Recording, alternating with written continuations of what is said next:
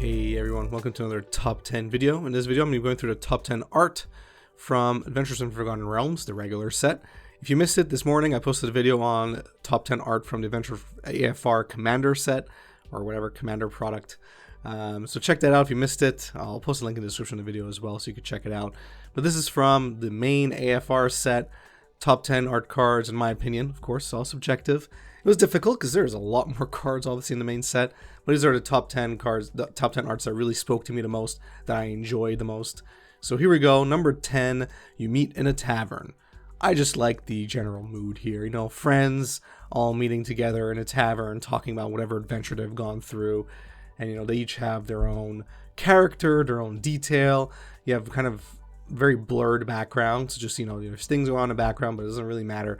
What matters is the four friends sitting here having a beer and whatever. And I just really like kind of like the atmosphere, like I said, the mood that's set with this artwork. I feel like it's really well done. And when I saw it, first thing I'm like, oh, that's it. It's in my top 10. Ended up being in the top 10 spot, number 10 spot, I should say. And there we go. You meet in a tavern. Number 9, the Book of Exalted Deeds. So this, I feel, would have been higher in my list if there was a bit more detail put into the angel's face. That's really where it lost points for me. But that being said, it's still a very epic piece of artwork. I really love the wings, even though they're not necessarily, they're not obviously not going to be front and center, but I find that wings are usually very hard to draw or depict in artwork.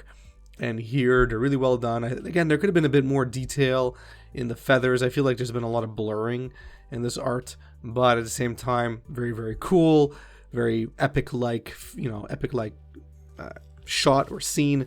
You know, again, it was something that I definitely knew was going to be in my top 10. And it's my number 9, really good use of color here and transition between different colors.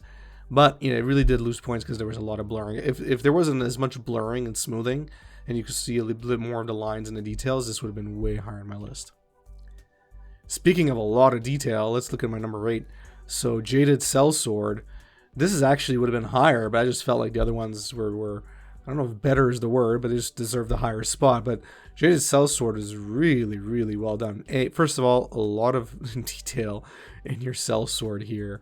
Kind of looks badass. He's like, you know, who you want me to kill? And just see, you better have enough money to pay me type, you know, sitting back and just kind of relax. He's good. He knows. Like, he's a warrior. He can, or it'll take you out. He's eating bread, so I guess he's eating human-like food, which is fine. But again, a lot of detail here in the foreground, in the background. I like it. You have a night-like setting in the window in the back. Just really, really great. This is really nice artwork. I just liked it a lot. This is perfect. I mean, near perfect. Obviously, there could have been improvements there, but for the shot and the scene, whatever art direction was given to the artist, this is really well done. I really like the detail everywhere. Not too much blurring, which I enjoy. I'm not a fan of blurring in artwork. And here you go. You got a great Jaded Sellsword.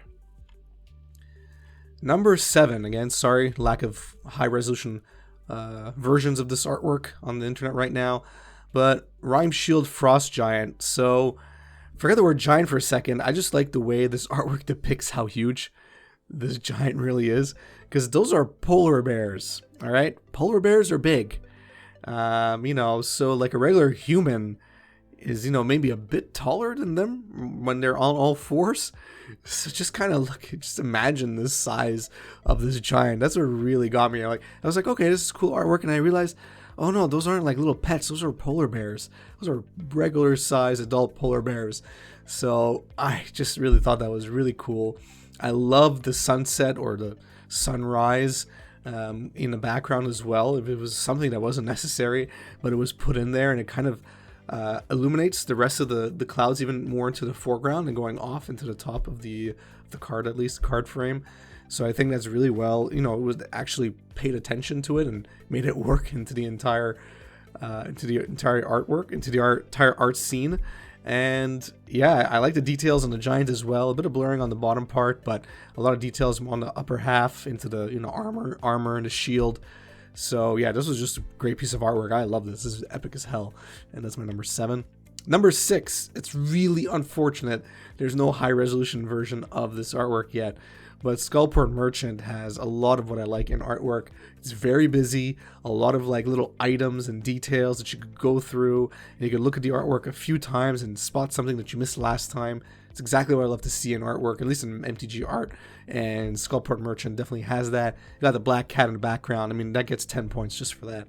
So I really love this artwork, really cool, the character as well. Maybe a bit more detail could have gone into the character, but that's fine. Overall, I really love the artwork. I just wish I could have shown you a high resolution version of this art. Number 5, the zhen Windsor. This I got high resolution artwork on, and I'm happy about that. So I am a sucker for blue, as you know, and purple, and you got both mixed very well in here. You also got a very nice lime type green, kind of all going into whatever spell this Windsor is conjuring up.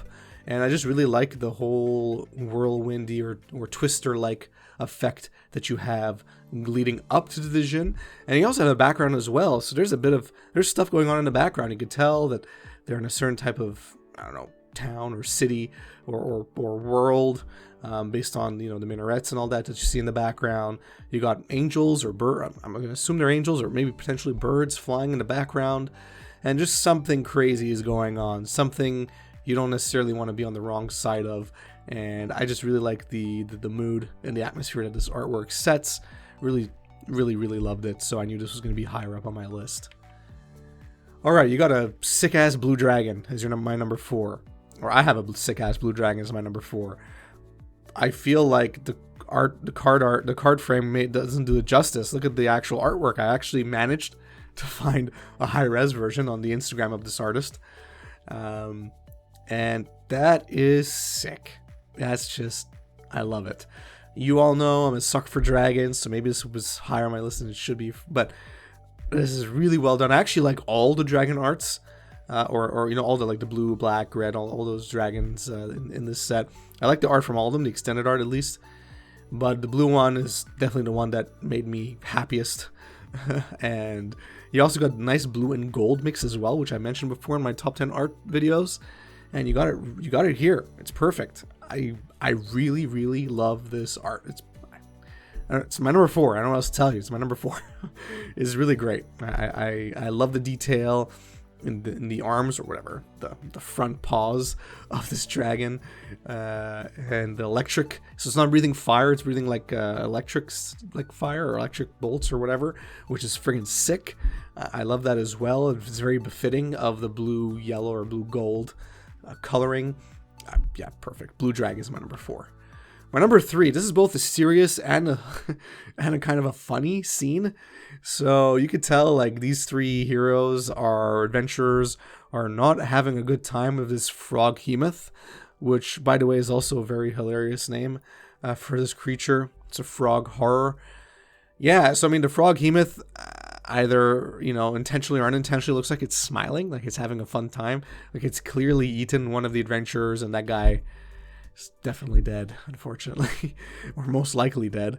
And the other one, she's kind of in a bind right now. She's trying to axe him, and you got this arrow, which I doubt is going to do anything unless it hits that Froghemoth in the eye.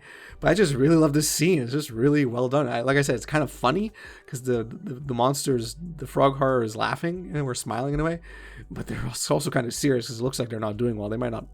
They didn't roll high enough on their D20 to deal with this creature, and that's exactly what you're seeing, and that's my number 3.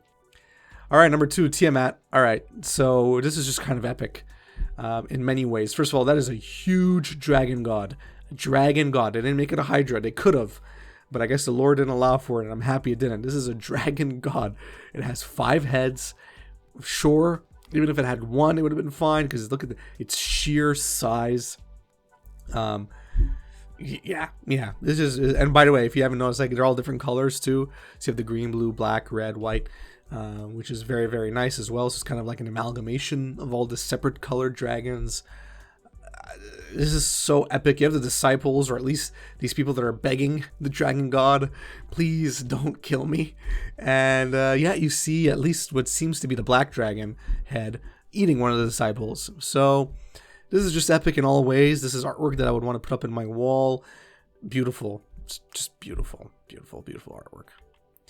All right, my number one. When I saw this, I just knew this was my number one because it checks all of the boxes for art that really I enjoy. Let's go through it. So this is Ellie Wick, and you have a whole bunch of her little critter friends around her as she's playing the guitar, or whatever it's technically called.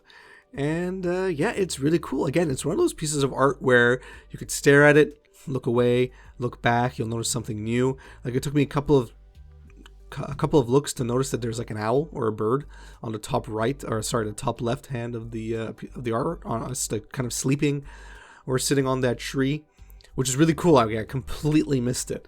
And then you have the turtle buddy and a butterfly and the rabbit and the two little pixies kind of sitting beside her. And, you know, she has her sword, and you have the frog buddy.